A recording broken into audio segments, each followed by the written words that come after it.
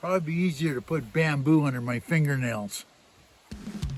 From diesel or gas pacers to rocket-powered racers, nomads, go-mads, RV schoolies, they'll turn it, tweak it, tune it, fix it so smoothly. That's why he's Badge. Everybody needs one. Welcome back, sports fans. You know, I'm just a sucker for punishment. But anyway, the garage came in. The garage in a box, they call it.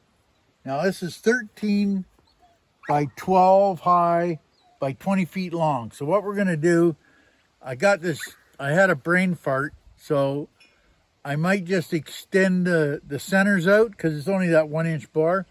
Extend the centers out and cover the whole trailer. But that's another story. We'll keep that for another video, right? But the good part about this is we bought this here on sale. Remember I told you I bought a tent in Canadian Tire, and I've never, ever, ever bought anything on rain check. Never. I think it's the stupidest thing going. So I buy this on rain check. And I said to the lady, I says, are you positively sure that if I buy this, you'll, oh yeah, if you pay for it, sir, they'll guarantee the shipment. I says, well, how long will that take? Well, it might take a week or 2 weeks or a month or something, but they will guarantee it. I says, you got to be kidding. So anyway, here we are today. We got her in a box, and it's $150 Canadian, which is $42.50 American, cheaper. So it's a good deal. So anyway, this is where we're going to set it up right here, in this area here. So we're going to pre-set it up and put it together. Now, the good thing about this is that this is exactly the same one that Brad's got down below. Now his tent, his awning part is gone. We don't need the awning part because we're going to cover it with insulated tarps. So we killed two birds with one stone. So he gets a new cover for his tent, and I'm a good guy again. So yeah, we're going to set up here. We got the sewer line in and all that stuff. We're not putting a water line in because we're just going to tank it. We're just going to keep the tank in the truck, but we have to take the tank out so it doesn't freeze. Now, if you look here, this is what you call a big kid's mechano set. Now, when I was a kid, about 5 or 6, I think it was, my mom and dad bought me a mechano set because they knew I liked mechanics. I don't know how moms and dads know that, but anyway. And so Dad would give it to me, and I'd put these, you know, all them oddball pins and make all kinds of crazy stuff. That's probably, I'll blame my dad for it anyway. But anyway, he got me where I could put the nut on my finger and put it underneath and not look at it. And eventually he got me so trained so well that I could put a mechano set together with my eyes closed. That's how he trained me. So I blame my dad for all that's ever happened to me in my life, because it's all his fault, because he trained me to put my bolts together. So anyway, I could do this. This is what you call a big kid's mechano set. Now, we're going to put this all together. We're not going to show you me putting every bolt in. That's a pain. But now we're down to 2 bolt sizes and 1 nut. So it's all good. So we're going to put this all together, and we'll just show you as we go. And then I'll show you how we're going to attach the tarps. Now, you're probably wondering how we're going to put the tarps on. We got 12 by 20 insulated tarps. So you can come up with all the figuring and adding and all you want to do. Just remember, when we put them on, that's north that way. And we can't move the trailer so that it's in the south. It just doesn't work here. So we're going to have north wind blowing on it. So we're going to put Stevie in front of it, and Keith's trailer in front of it is a snow fence, basically. And we'll see how that goes. If that doesn't work, we'll come up with something else.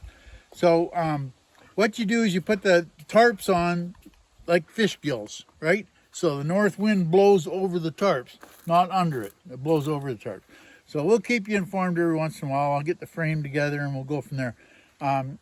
This thing's not too bad. Me and Al will probably be able to move this thing by ourselves. It's not that heavy because we're not going to have the tarp on it, right? So, yeah, we're going to put it together. I'll move the truck and I'll put it together there, and that way we just have to walk it in. It's a little muddier right now, so I don't want to do it. But, yeah, So we're going to play with this. We're going to maybe stretch it, maybe make it a little wider, because you have to put a porch on it, right? Because you don't want, that was the only thing we found at 40 below with the trailer was the porch, because the wind would blow in from in the door when you open it. So we got to come up with something for that. So we'll leave this with you, and we'll come back when we got more of it together, probably in an hour or so. No, I'm just kidding. I'm just kidding.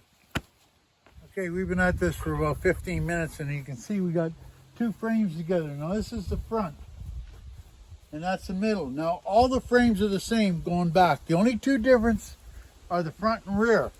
And you'll see, because this has got only bars off one side. Now, just to make it simple, there's 2 like this and 2 like that. So when you put them on the back, you just switch them around. Too easy. This is a 41, this is a 40, and a crossbar. They're all the same all the way back, all the way back. So after you get the first one done, it's pretty much just putting it together. I'm not going to show you all this boring stuff. Go have a coffee or something. But that's basically what it is. And all these crossbars, these 1-inch crossbars, are all the same. They're the same for the top. They're the same for the sides. Everything is the same, right? So, yeah, it's pretty straightforward, as you can see. So we've been at this for 15 minutes. We already got 2 of the hardest ones set up already. So I'll leave that with you. We'll come back later. Okay, welcome back, sports fans. Well, there's an hour, and we have all the roof up. So now tomorrow, all we have to do is lift one side, put the side legs on, lift the other side, put the other side legs on. And that's basically it in a nutshell. And okay, welcome back. Now, we got the frame all together. Now, this probably took another hour. So we got about 2.5 hours into this thing. And it's pretty simple. Now, the big thing, if you people look at this, we moved this bar up because we're not using the tarp that goes on it. We're going to use insulated tarps, and then we'll tie them down. And what I lifted the bar up, because to tie the insulated tarps on, you use wire. Mechanics wire, go through the tarp, tie it on. So I moved the bar up because we'll have snow along the bottom. Now, we're going to, we'll leave that awning, we'll leave the tent at that. All you have to do is throw 2 ropes over it and pull the material over it, put the ends on it. 15-20 minutes, you have it done. But this is as far as we're going to take it until we get the insulated tarps on.